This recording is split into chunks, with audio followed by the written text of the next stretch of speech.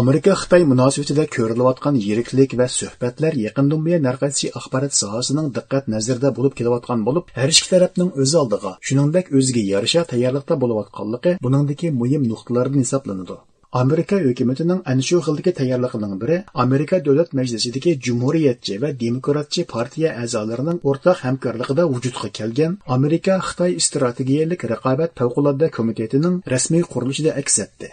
25 yanvar kuni mazkur komitetga ovoz berish mutlaq ustunlik bilan oxirlashdi. Shu kuni komitet ish boshlash bilan birga Tayvanni qo'llash, TikTokni ma'ni qilish, shuningdek Xitoy armiyasining Amerika harbiy bazalariga yaqin joylarda qorovulxona qurishi qatorliq masalalar haqida o'z fikrini bayon qildi. Mazkur komitetning tunji qatimliq raisi Mike Gallagher bu vaqtda so'z qilib, biz qanday qilganda Ukrainaning buguni Tayvanning atisi bo'lib qolishini to'sib qola olamiz. Mana bu dal mushu komitetning bundan keyingi xizmat of HRES 11 establishing a bipartisan select committee on the strategic competition between the United States and the Chinese Communist Party.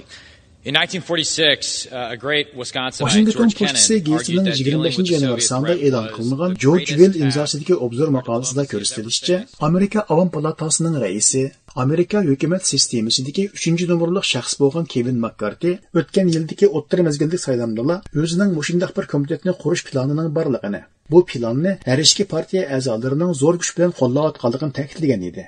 U bu vaqtda Siyosiyon gazetiga so'z qilib, bu komitetning qurilishi o'z navbatida Xitoy bilan bo'lgan iqtisodiy raqobatda utib chiqishdagi eng muhim tadbirlardan biri ekanligini aytgan. Hamda hozirgi eng chong xush xabar shu bo'ldiki, har ikki partiya birdak Xitoy kompartiyasiga ishonishning davri tugaganligini tunib yetdi degan. Bunun bilan Amerika hukumatini tashkil qiladigan har ikki partiyaning navbatda Xitoy hukumati o'tirg'a chiqarayotgan harbiy ig'vogarlikka bo'lgan andishisi hamda Xitoy bilan bo'ladigan savdo faoliyatlari haqidagi gumonlari jonliq aks etgan. Siyosiyon gazetining bu vaqtdagi obzorida navbatdagi Bayden hukumatining o'zidan ilgirki Trump hukumatiga o'xshashla Xitoyni Amerika uchun eng zo'r va eng uzun mezgillik tahdid deb qarab kelganligi yer olgan. Gallagher efendi mazkur komitetga rais bo'lgandan keyin simvollik qilib Xitoy bilan bo'ladigan marafoncha musobaqada yengish uchun Amerika oldi bilan qisqa musofalik yugurishda yengib chiqishi lozim deb ko'rsatgan. Shuningdek, navbatda yangidan qurilgan bu komitetning Xitoydan boshqa nishoni yo'q ekanligini, Amerika hukumatining mushu komitetni vosita qilgan holda Xitoy bilan bo'ladigan raqobatda utib chiqadiganligini eskartgan. Bu vaqtda so'z bo'lganda mustaqil siyosiy analizchi, Dunyo Uyg'ur qurultiyi ijroiya komitetining muavin raisi Ilshod Hasan bu komitetning qurilishi mohiyatda Amerika siyosiy sohasining Xitoy haqidagi barliq shirin xiyollarining uzil-kesil gumron bo'lganligi ekanligini ta'kidlaydi. Ammo Xitoy oxirgi Xi Jinpingning vaqtiga kelgan vaqtida apta bejirisini oshkorladi, dunyoga xo'jayin bo'lganligini isbotlab ko'rsatdi. Mayli Tayvan masalasi bo'lsin, mayli biz Uyg'urlardagi milliy qirg'inchilik, Tibet masalasi, meningcha Amerikaningki butun mushu mayli Xitoyshunoslar bo'lsin, mayli siyosatchilarni uyg'otgan yana bir zo'r omil mushu virusninki kelib chiqishini yo'shirish, uningki taqilishiga unumli xalqaro moslashib to'simg'anlik, qasdanlik degandek uni yo'shirib butun dunyoga yomirtishi bular Amerikaning siyosati bo'lsin, Xitoyshunos olimlari bo'lsin, hammasini kallasini bir silkishga majbur qildi.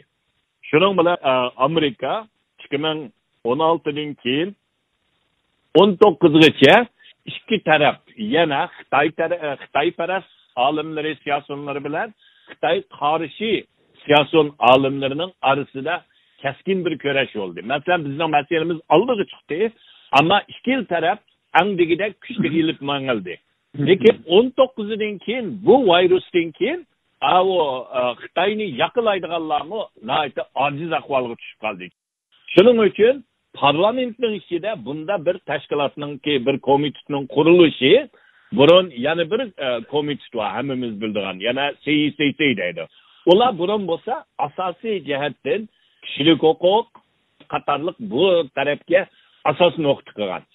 Budaki Selected Committee on China degani bu bo'lsa Amerikaning mudofaa va xalqaro sistemasini qo'g'dash, demokratiyani qo'g'dash, mana degan vaqtida burun komitet asosan yuzaki masalalarni kasallarda bo'lsa shu yerga taqobil turish, doğru izlaydigan bo'lgan bo'lsa, u kasalning oldini oladigan bir komitet. Mana degan vaqtida bundan keyin Xitoyning Amerikaga va G'arb dunyosiga bo'lgan har qanday tahdid raqobatida shuni to'sab, hattoki Xitoyni cho'ktirishga siyosat tuzaydi.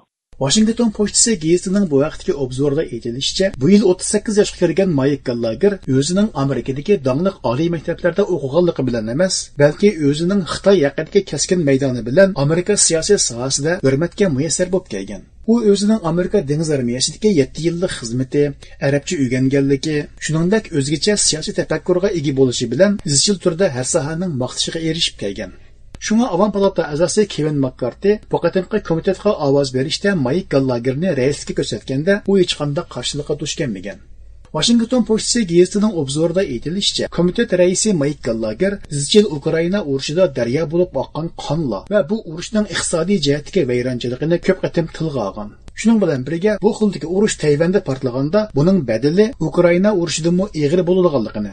Shunga bu urush yuz berishdan ilgari Xitoyni bu maqsadiga yetolmas qilishning muhimligini ta'kidlagan. U bu vaqtda so'z bo'lganda Xitoyning iqtisodiy jihatdagi chekinishi, nüfus qurilmasidagi tangpungsizlik, jumladan 2035-yilga borganda Xitoyda oz degandimi 70 million emgak kuchi nüfusining yo'qolib, 130 million kishilik yashanganlar qo'shonining borliqqa keladiganligi degandek salbiy omillar shu vaqtga borganda hayotiy kuchi ojizlashgan Xitoyni texmi zo'r talvinlikka boshlaydi deb ko'rsatgan. Shuning uchun Gallagher izchil holda Xitoyning Tayvanga hujum qilish qarniyatini to'sib qilish uchun Amerika hukumati jazman harbiy jihatda texmi kuchli bo'lishi kerak. Chunki harbiy kuch hozir hammani belgilaydi deb qarab kelgan.